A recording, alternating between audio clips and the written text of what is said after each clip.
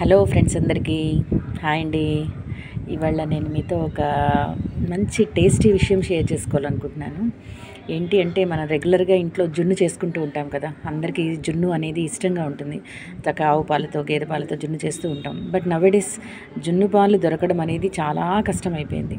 So morning మా చెల్లి phone చేసి అక్క నీకోసం జున్ను పంపిస్తున్నాను అంటే ఓకే అమ్మ అన్నాను. బట్ అది పాలతో చేయట్లేదక్క, ఫ్లిప్కార్ట్లో అమెజాన్లో పౌడర్ దొరుకుతుంది, పౌడర్తో చేసి పంపిస్తున్నాను అని చెప్పింది. సో బాబోయ్ నాకు వద్దమ్మా, ఇలాంటి ప్రయోగాలు నా మీద చేయొద్దు, సో నాకు వద్దు అని చెప్పాను. లేదక్క టేస్ట్ చూడు చాలా బాగుంటుంది, అచ్చం జున్నులాగానే ఉంది అని చెప్పింది. సో సరే చూద్దామని చెప్పి ఒకసారి చూశానన్నమాట.